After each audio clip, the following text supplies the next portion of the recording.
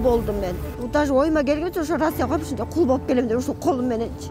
33 жаштагы Бактыгүл Жээнова Орусияда кулчулукка кабылганын айтууда. 2022-жылы таанышынын сунушу менен иштегени барган келинге 90 000 рубль айлык майна төлөнөт деп убада беришкен. Ал алыста ур токмокко жана зордуктоого кабылып, 1 жыл бою 1 тыйында калган эмес. Учурда Кыргызстанга качып келген Бактыгүлдүн окуясы боюнча Бишкектин 1-май райондук милициясы адам сатуу фактысы боюнча кылмыш иши козголуп, иш тергелип жатканы маалым. Жолдош менен да ажырашып кеттим, кайненем менен да көп сөздөрдү уктум, кайнежемен көп запкы жедим ушул айынан. Бирок өмүрүмдө ушулардын баары болот деп эч ойлогон эмесмин. Даже ойыма да келген эмес бул нерсечи.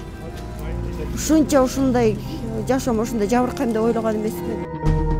Дүйнө жүзү боюнча 51% аялдар сексуалдык кулчулукка кабылышат. Учурда түрдүү жумушка чакырган азгырык жарыялар көбөйгөн. Дээрлик бардыгында көп айлык акы, акысыз тамак аш, жатакана убада кылынат. Иш издеп кыйналып турган адамдар мындай жарыяларга оңой илинет. 2022-жылы дал ушундай шартта Акылай Грузияга барган. Ага котормочулук үчүн чоң айлык сунушталып, аягында алдоо жолу менен сексуалдык кулчулукка кабылып, 3 айдан кийин Кыргызстанга качып келген. Вот этот момент, даже если этот человек был для меня противен, на тот момент я только думала, чтобы вернуться к своим детям, живым, здоровым. Бул коомчулукка жарыяланып калгандардын бир чети гана. Статистикага карап көрсөк, 2023-жылы адам сатуу боюнча Кыргызстанда 5 иш каралып, 2 кылмыш иши сотко жеткен. Деген менен чет өлкөгө чыккан ар бир экинчи жаран кулчулукка кабылары белгиленет. Бирок мындай көрүнүштөр жашыруун сакталат. Адам сатуу кылмыштары өтө латенттүү кылмыштар да булар. Өтө жашыруун кылмыштар. Буларды кылган кылмышкерлер мисалы жашынган аз келгенси баягы жабырлануучулардын көбү арыз менен келип кайрылбайт да ошол укук коргоо органдарга. Себеби дегенде жана маалымат чыгып кетет деп, баягы кыздарды деле түшүнсө болот, эгер баягы сексуалдык кулчулукта жүргөн кыз ал маалыматты чыгарга келбейт, ошол себебинен баягы эме менен кайрылбайт. Ошол себебинен бүгүнкү күндө биз деген ошо адам сатуунун концепциясын иштеп чыгып аткан жеринен бүгүнкү күндө улуттук механизмди дагы биз жаңыртайлы деп атабыз.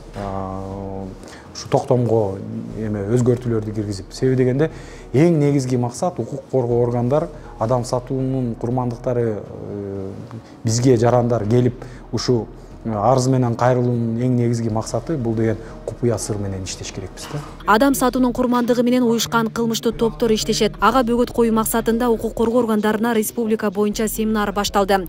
Алгачкысы бүгүн Жалал Абадта болуп өттү. Анда кандай ыкчам иш аракеттер менен кулчулуктун алдын алуу, болтурбоо иш аракеттери талкууланды. Долбоорубуз бүгүнкү күндө ушу Кыргызстан боюнча жайылат. Бүгүнкү пилотный болуп Жалал Абад башталды. Эртең Ошто өтөбүз, бүрсүнү Баткенде, анан Талас ушундай бүт область боюнча руководствону жайылтып, кеңири түшүндүрүп, колдоруна карматабыз. Миграциянын экономикалык жактан мамлекетибизге пайдасы тийген менен ошол эле кезде жана үй бүлөнүн бузулушуна, балдардын кароосуз калуусуна, балдар арасында зордук зомбулуктун болуусуна, миграцияга кеткен жарандарыбыздын эмгекке болгон кулчулукка жана сексуалдык зордук зомбулукка кабылган учурларга миграция бүгүнкү күндө себеп болуп калууда. Анализдеп көргөндө дагы жанагы ошол миграцияга кетип үй бүлөлөрдүн бузулуусунан жана бүгүнкү күндө социалдык жетим балдарыбыздын да саны өсүп атат да, чындыгында айтып кеткенде.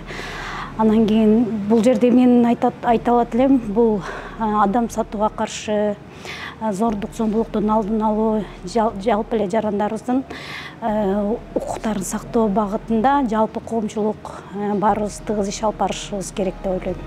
Адам сатуунун 4 формасы бар. Бул сексуалдык кулчулук, эмгек кулчулугу, адамдарды кайырчы кылып иштетүү жана адамдарды союп органдарын сатуу. Бүгүнкү күндө Кыргызстанда органдарын сатуу фактылары катталган эмес, бирок башка формаларына кабылып калгандар кезигүүдө. Мындан улам тиешелүү кызматтар мыйзамдуу жол менен эмгек миграцияга барууга, таныш билиштерге ишенбөөгө чакырышат. Мыйзамдуу жолду алып барып, ошо эмгек миграцияга алып бара турган ошо частный жана агентстволор бар деп коет.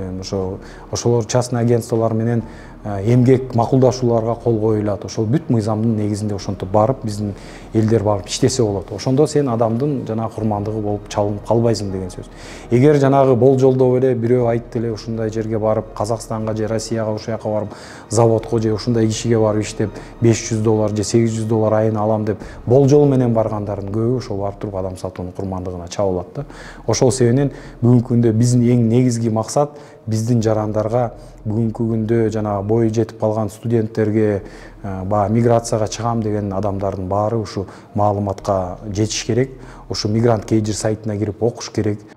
Асия Сыдыкова, Аскар Мамат Исаков, Регион телеканалы, Жалал Абад.